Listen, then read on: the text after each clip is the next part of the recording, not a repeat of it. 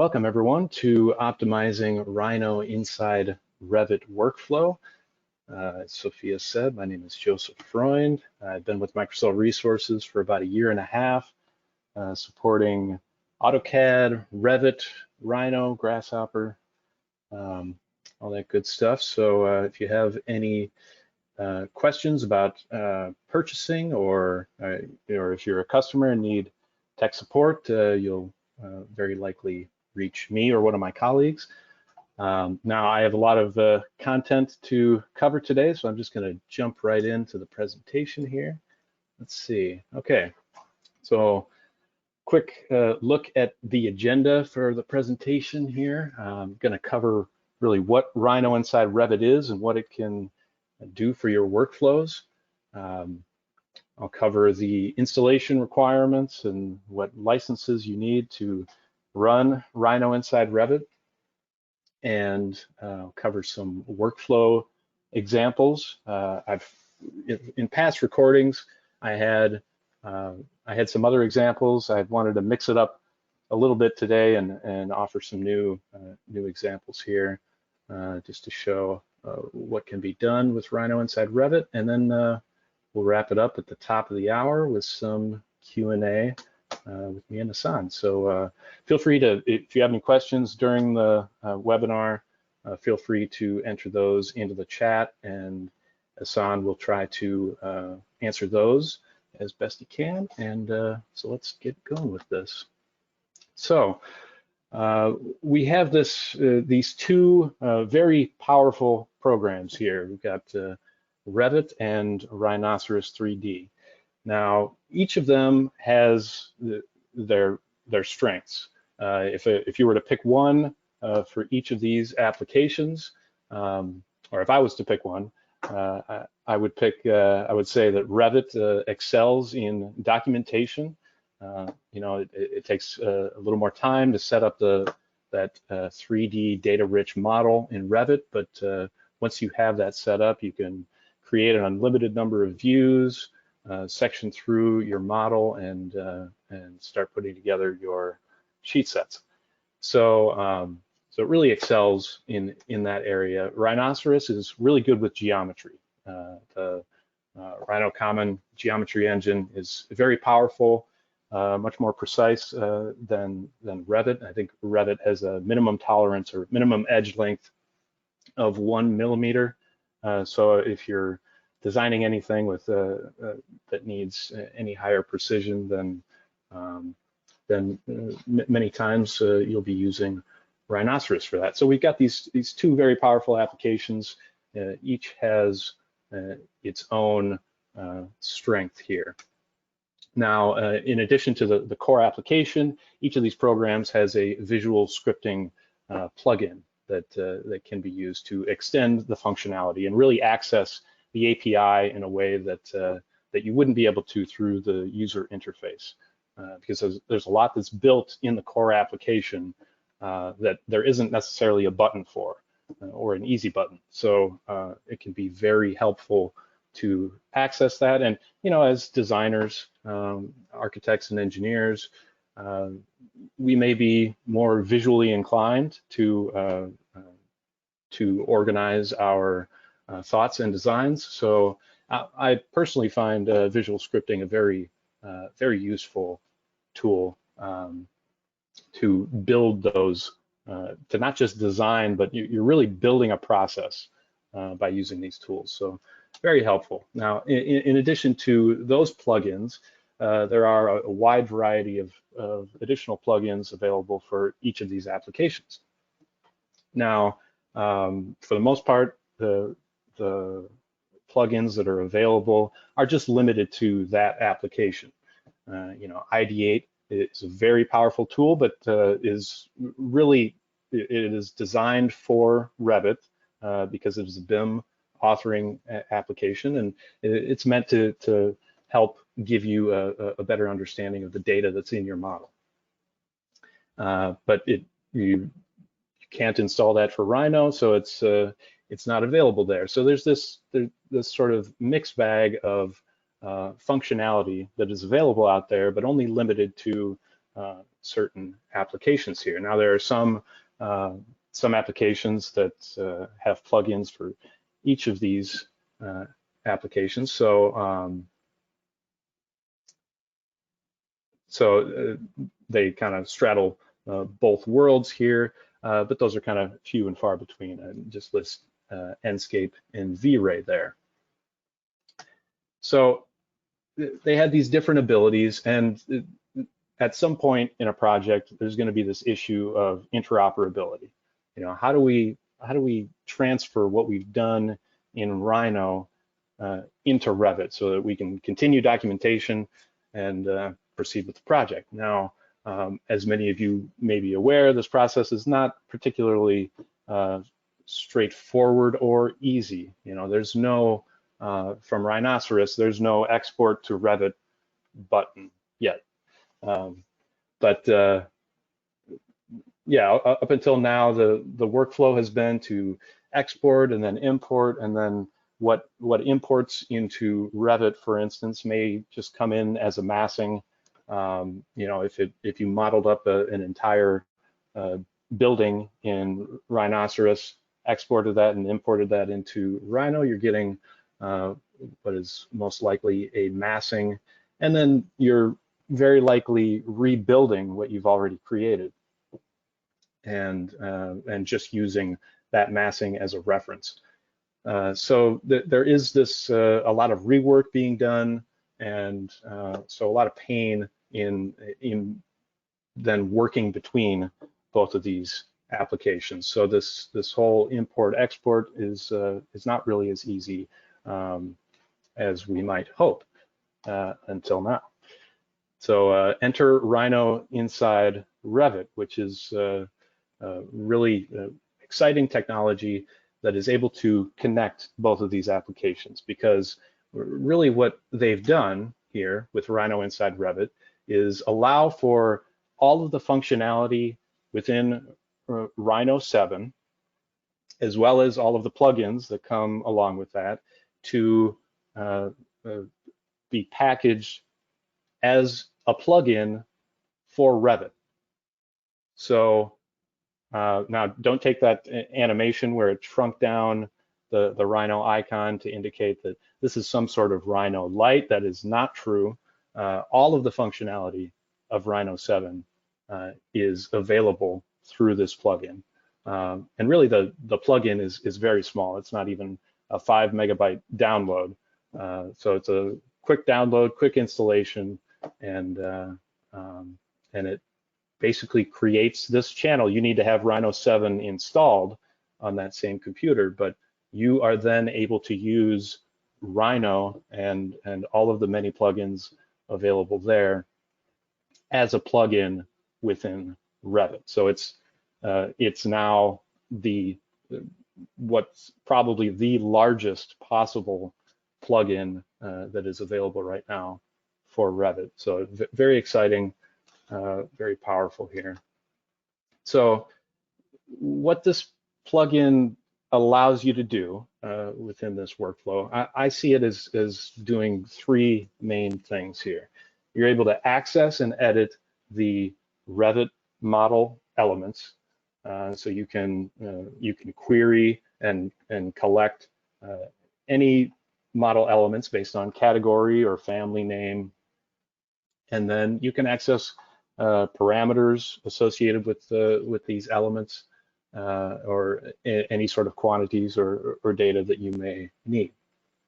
Additionally, you can create native Revit elements from Rhino and Grasshopper. So if you model something in Rhino or Grasshopper, you can bring that in as native Revit elements through the Rhino.Inside Revit components. Now on this slide, you can see all of the different components that are created in Grasshopper for Rhino.Inside Revit, and for the most part, these are doing or handling a lot of geometry in either reading in Revit elements and then converting that to Rhino geometry, or reading Rhino or Grasshopper geometry and then creating native Revit elements that can then, in some cases, can then be edited within Revit. So that's an important piece, that it's native Revit elements, because both data structures can be accessed at the same time. You've got the Revit API and Rhino Common that you can access at the same time, and therefore this functionality is there. Now, additionally, number 3 here, and I think I already mentioned this, but yeah, you can create Rhino geometry from those Revit model elements. And this can be useful for many ways, for either some sort of round trip workflow where you have something in a Revit model that you'd like to manipulate the geometry in Rhinoceros. You can do that. So you have to then create the geometry in Rhinoceros, and then you can push that back into Revit as needed. So a lot of different possibilities with this technology. Very interesting. So that's just a quick view of the Grasshopper canvas and all of the components that have been created. I'll do a little introduction to the interface once we get into the workflows. So to get this up and running, you need to have, number 1, a license of Revit, and it works. This plugin works for versions 2018 to 2021 right now. You also need a license of Rhino 7.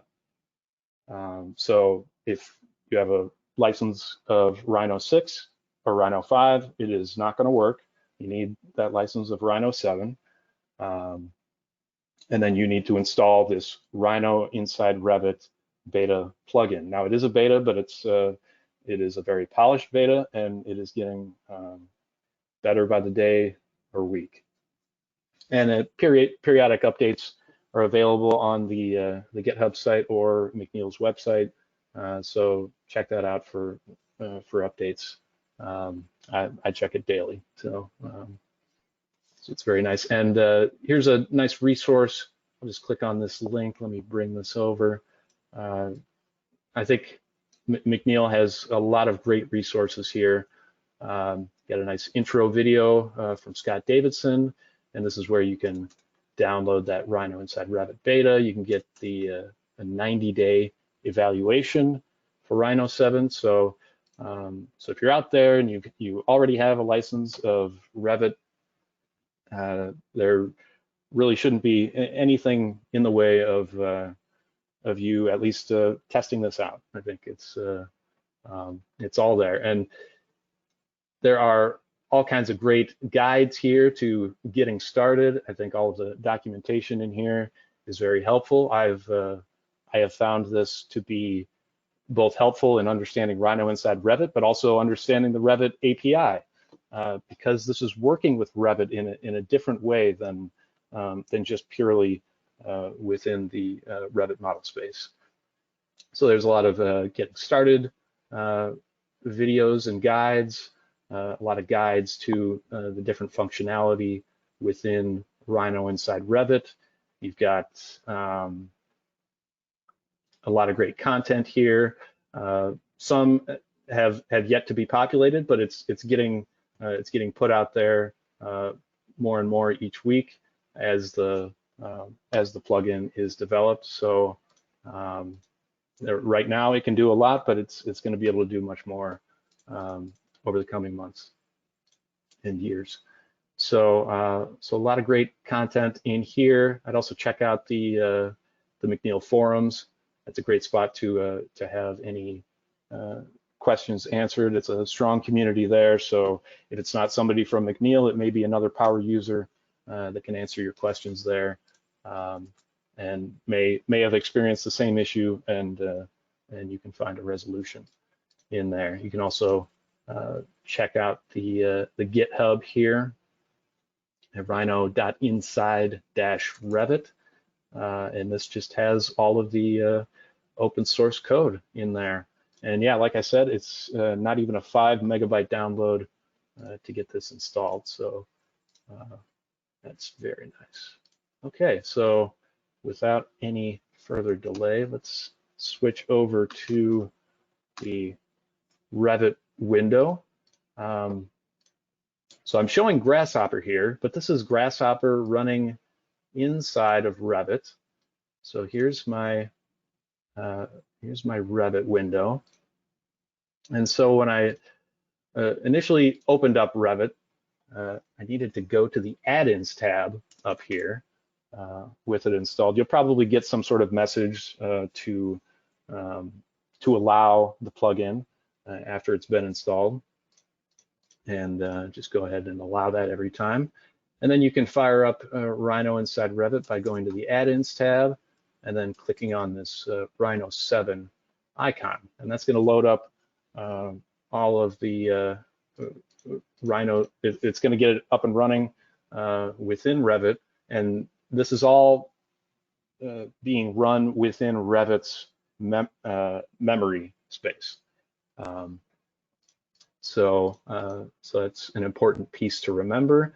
It will occasionally show the Rhino icon down in your taskbar here, but for the most part, it's always important to remember that you're running this within Revit here. So it's pulling both your Revit license and Rhino license. And then once you have it up and running, you'll have this Rhinoceros tab. You've got all these nice icons up here. You can open up the Rhino window directly here. So I'll just open that up to show you what I got here. I guess I got Grasshopper covering that up, but here is the Rhino model space. And so you can work with that there. You've got the button to go right to Grasshopper as well, which you just showed. You can also import 3DM files through here. Now, I prefer customized workflow to bring any sort of Rhino geometry into Revit, but that's definitely an option there. And the various visibility buttons here as well. You can also open up the Python editor directly here. So that's going to be Python running within Rhino. So that's another neat feature. There's also the GH Python component within Grasshopper that you can use. So if you're a current Dynamo user and you'd like to use Python to write some customized scripts, then this may be if you're looking to get involved in Grasshopper, this may be a nice bridge to come over. If you like to code in C#, you can code in C# within Grasshopper. I think Visual Basic is also available. Maybe they discontinued that, but a lot of possibilities there.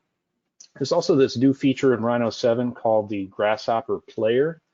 So that button here would allow you to load up a Grasshopper script definition, so a .gh file, and then just have Revit run it within Rhino, so it'll process everything within that file. And you know that can be useful in this case if you have Revit users that need some sort of automation applied within their model, but they're not particularly familiar or comfortable with using Grasshopper or Rhino. So this is a way for them to just load up a Grasshopper file. So if you click on here, you can load some GH file and then process the information as needed. So that's a nice neat feature. There's also all of your categories here. So there's a concept with Rhino and Grasshopper of baking components. So that's when you're able to send geometry that's in Grasshopper into Rhino. In this case, it would be going from Grasshopper to Revit, and this would just allow you to select the correct category. This can also all be set up within Grasshopper. So let's get going with some of these examples. In this first example, I just want to go through a Revit to Rhino workflow. So in this case, I'm going to be taking some windows from this advanced sample project from Autodesk, and I'm just going to rotate the view here so we have a look over here to the only windows that are in the project here. So I'll get those in the view here, and then I'll switch back over to Grasshopper. Oop. And before I get into the first workflow example, I just want to cover what I've got open here in Grasshopper, because this is just a collection of all of the different components that are in Rhino inside Revit. So in addition to all of the functionality of Rhino 7 and any of the plugins here, as you can see, I've got a bunch of plugins installed. They're up here as tabs. But in addition to all that, you have all of these components that have been specially created for Rhino inside Revit. So it's able to access the Revit API in a way that allows for the native creation or the creation of those native Revit elements. So a lot of good stuff here. You've got the primitives. You can build beams, components, adaptive components, floors, columns, roofs and railings. And then from here, a lot of the organization is based on how you work within Revit. So you'll be working with categories. There's also a bunch of family components in here. There's functionality so that you can load in an RFT, a Revit family template, and then based on Rhino geometry, you can create a new Revit family. So that's a very neat feature. If we have time, I'll try to cover that in this presentation, but there are previous presentations that cover that, so I'd check those out on YouTube as well. You can also create direct shapes. Now, I know a lot of Revit users don't like direct shapes, but they can definitely come in handy, especially if you just want to visualize, what a certain design is going to look like in the context of everything else that you have within the Revit model. So all kinds of direct shapes there, all kinds of document settings that you can access. I think one that I missed here was because this was recently added, is the project location. So you can get the project base point from that Revit project. Now by default, it's gonna go with the Revit model that is currently open. So that's what's happening now. But you can also load in a shared site there. Let's see here. So a lot of ways that you can access element information and can either convert any elements that have been collected into Rhino geometry. A lot of great functionality there. Bounding boxes. There are filters. Anybody that uses Dynamo may be familiar with the filtered element collector within Revit. So it's kind of like a coding way to select all of your objects. So if you're in Revit and you want to have a filtered selection of objects, you can select them all, go down here to your filter once it lets me here, and then you can select whatever categories you want to select there. You can do the same with Rhino inside Revit, but in just a slightly different way. So you just ahead of time you select the category that you'd like to collect, and then from there you can whittle it down to exactly the element that you want. So and you can also get by element name.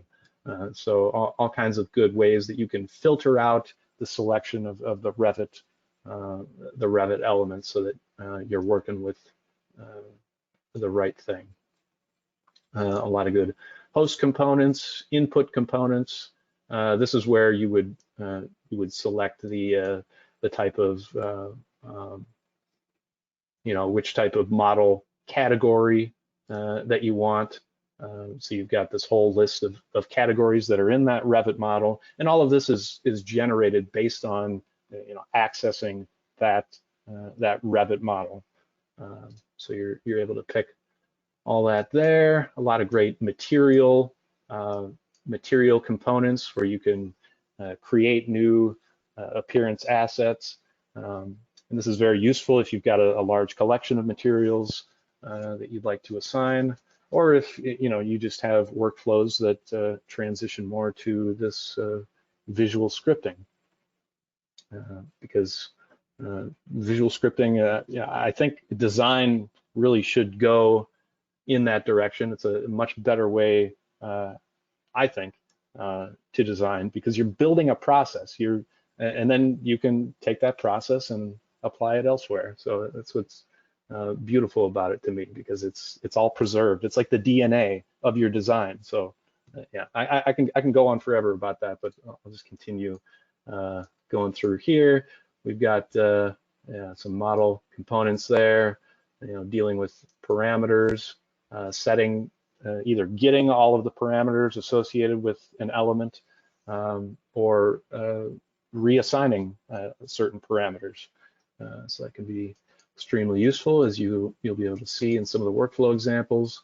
You can create topography here based on mesh or points. You can deal with types. You got views, and then walls. Walls used to be within the build panel, but they've since moved to their own panel because we just architects are dealing with walls a lot of the time. So there's just a lot more components here for that. So a lot of great functionality. If I hover over the tab here, you can see that I've got 18 panels and a total of 212 components here. So a lot of good stuff. So let's start off with this first workflow example. Let's see here. I want to start with the Revit to Rhino workflow. So it's a really short script here, pretty simple. But as you can see, I've tried to divide up the different areas of, what components am I using? So everything to the left of this barrier here is a Rhino.Inside Revit, and that's where I'm collecting my objects, my elements from the Revit model. And then in here, I'm extracting some information about those elements. In this case, I want to take some of these windows. Okay, yeah, let me step back a bit. So what I want to do here is bring the windows into Rhino, but have it come in organized and on the right layer, and if necessary, assign the right materials to those objects that are coming in. So I've got my windows shown here. I'm applying a filter based on the category of window, and then I'm collecting all of those window elements. So those are listed right in there, all 24 windows that are in the model. And then with this component, I'm creating Rhino geometry based on all of those elements. And then with these couple few components here, I'm just extracting some of the information about these elements. So family name.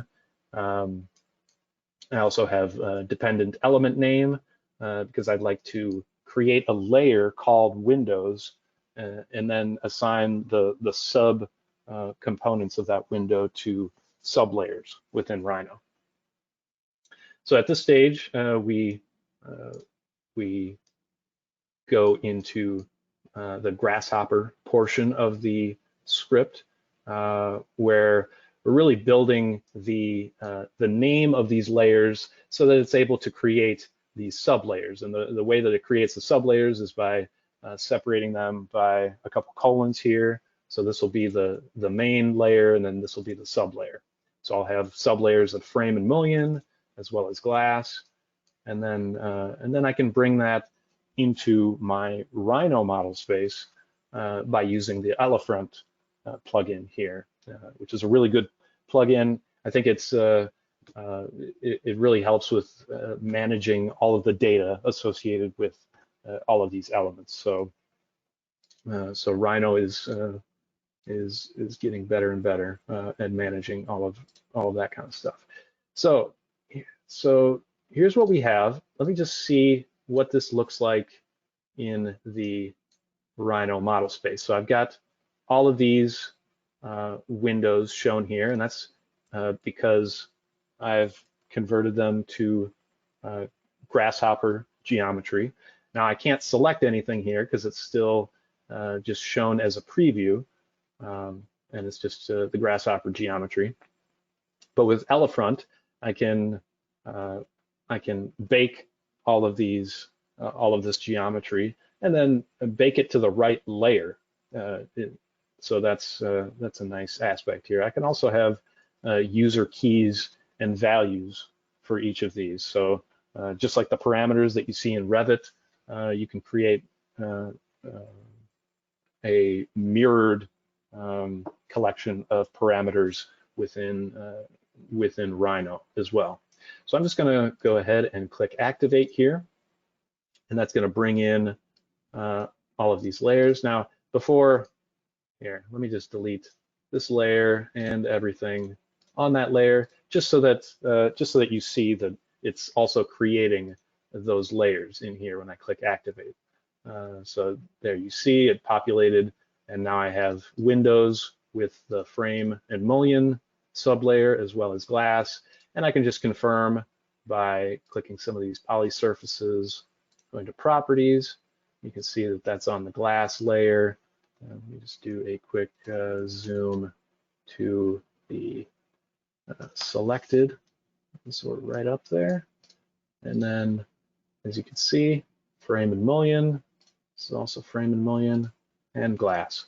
So all very nice. Now, if I had the materials set up, then I could be well on my way to putting together some rendering in Rhino, or whatever sort of workflow that you may have. I really have been enjoying creating animations with Rhino recently. There's Bongo, but then there's also some tools with the human plugin for Rhino. So it's been a nice way to deal with this. And I think a lot of these workflows can really benefit from using the Grasshopper canvas as well as the Rhino model space to just work with all of this geometry. With Dynamo, you have a similar way to work with the Revit elements and the canvas that's there too. But I think to have a separate model space that's kind of your own little workshop where you can work with the geometry in whatever way you want without having it interfere with what you have going on within the Revit model. So I think of it like a staging area or some sort of side workshop. So it's very useful to have this and to be able to rotate in here or to work with certain topo surfaces, for instance, that may be a little more difficult if you brought the entire topo surface in Revit, which is what I'll be showing in the next workflow example. So that was a quick look into the Revit to Rhino workflow. I'll just switch over now to let's go to the Mars topo example here.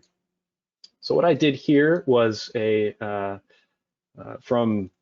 Texas GIS website that has an STL file of the Mars topography where the Perseverance rover has recently landed. So I'm going to go ahead and delete those windows there. I'm going to zoom out a bit because this is going to be a little bit larger. So right now, what I have is this. I did a little rework with that STL file just to kind of simplify it a little bit for this example, so it wasn't processing as much. But I've got this internalized inside of Grasshopper. So this mesh exists within the GH file. So that's very nice, I think, to have these files linked in this way. As you can see, it's very smooth to work with this and rotate. So I find that very helpful. Oh, let's see, I just deleted that. Not sure why I did that. Okay, brought it back to life. So here we go. So in here, what I'm doing is just I wanted to just visualize what this would look like based on elevation. So I've just kind of colorized this a little bit so you can get a sense for the elevation here. You can understand exactly why they chose this spot for potential signs of life on Mars, because it definitely looks like there's been some water flow here. So this is just a nice way to work with the topo surface. And let's say I want to bring this into Revit now. Now, as a full topo surface, I could bring this in, but it's going to be very large, you know. So I've got this mesh. I'm just going to enable this component here, which is an add topography from mesh component, and this is right here within the Revit tab in Grasshopper. So what's happened here is that I've now created a topo surface in here. Now I don't see it. I meant to create a new file here. So let me backtrack. My apologies. I'm going to disable that. I'll just lock the solver for a second here. And let me just close down this advanced sample project. Rhino.Inside Revit will still be open right now, so I won't need to open that again. But I'm just going to open up a new model here from the template. And then let's go to the 3D view here. And I'll just zoom out so that we have a good view of what's going on. Let's open up that Grasshopper window again.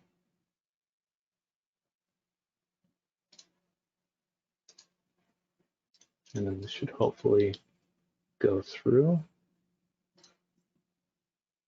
I'll enable that. So yeah, you can create topography from mesh. You can create it from a point cloud.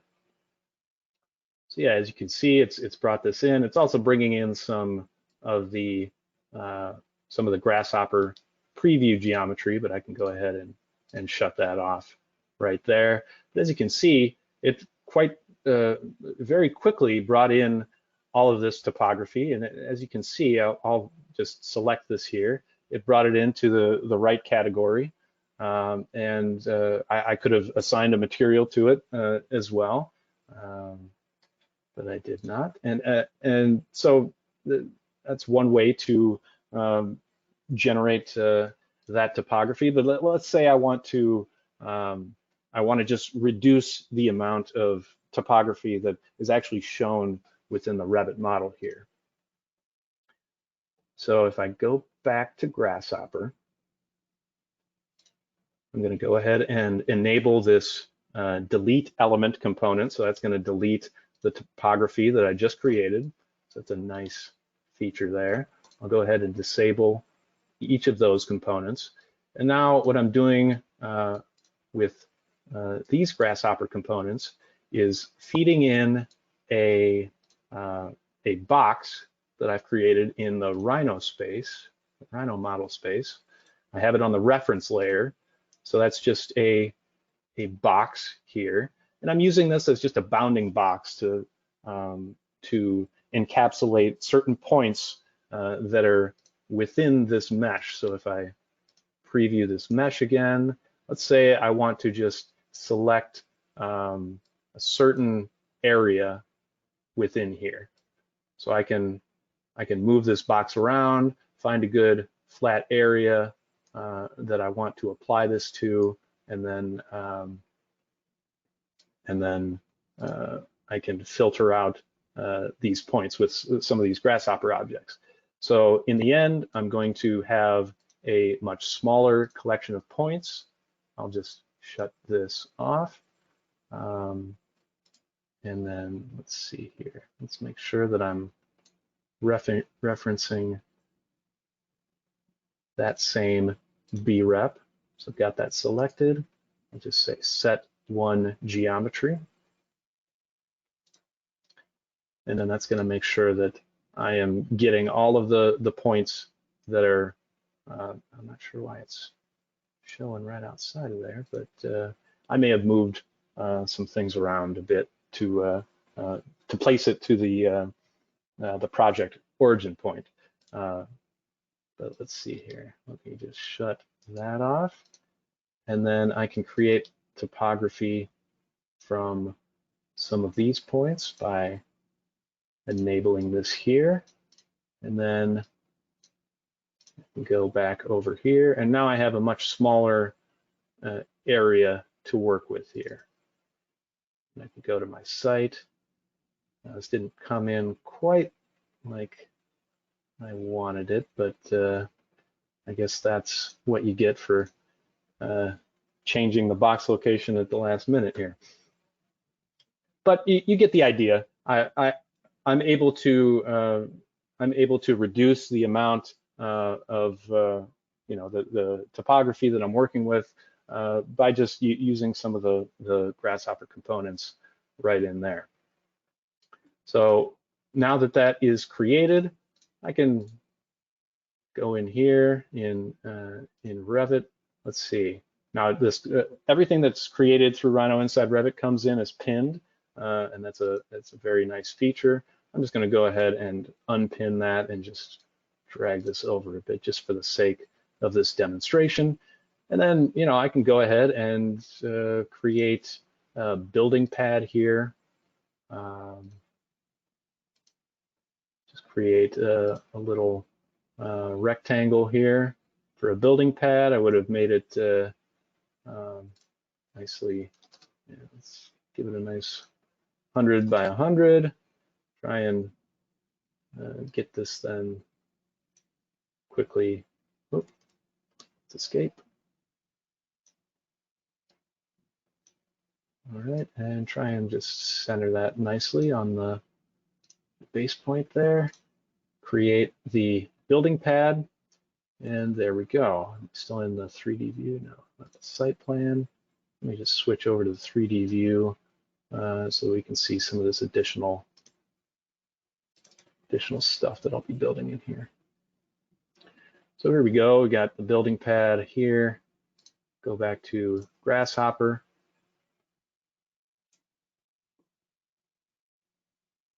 And then I can continue building, whatever sort of building components I want to add here. So right here, I just have a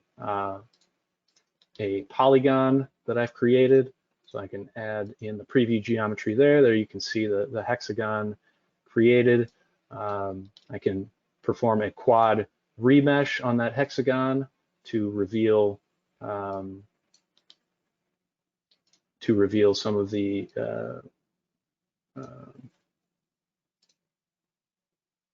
let's see, what am I trying to say?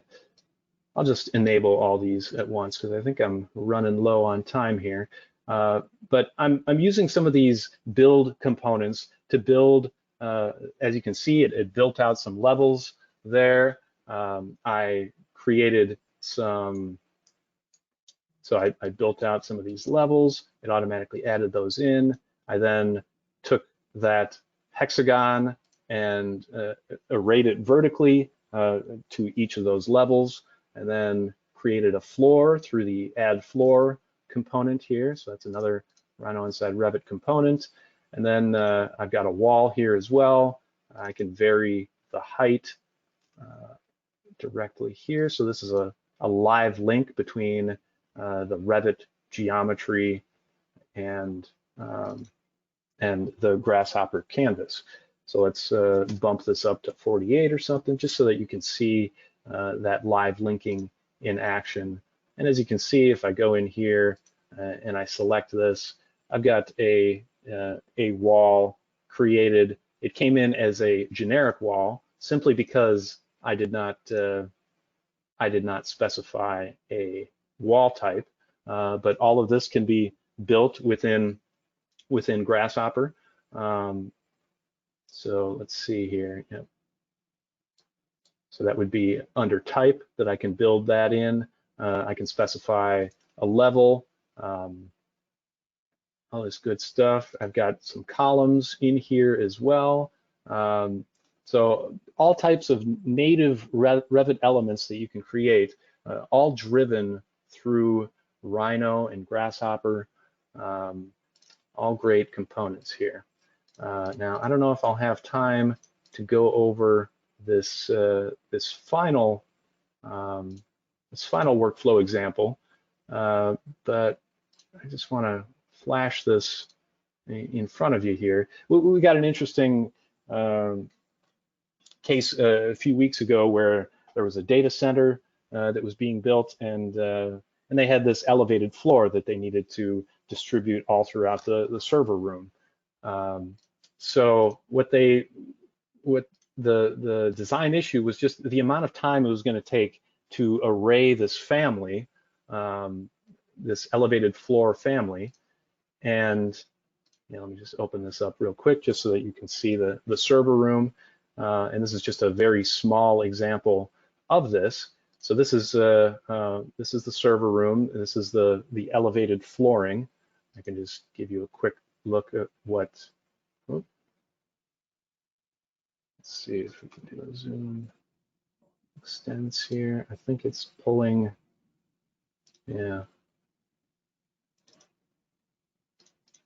I think the Revit was going to the extents of some of the geometry I had in Grasshopper, but basically, yeah, I've got a panel, I've got stringers going around it, and then I've got a pedestal, and I can array that, but there's probably going to be some overlap here and there, so it was a great example to bring into Grasshopper. So there's just a script that was written here. It looks a little daunting at first, but it's some fairly simple things.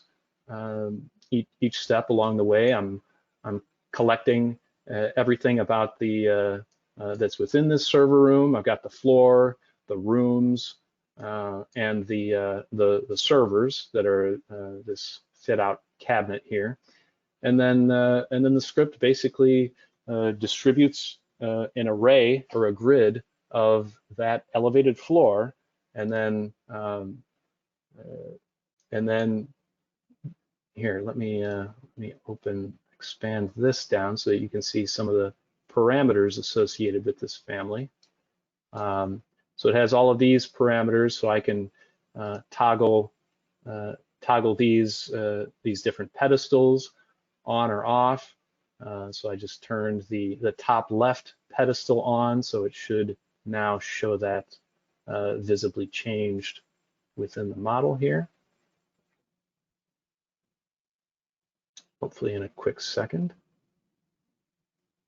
So there, now you can see that. So that's a way to then control how the family is going to be displayed, and then that can all be controlled through the Rhino.Inside Revit components of set parameter.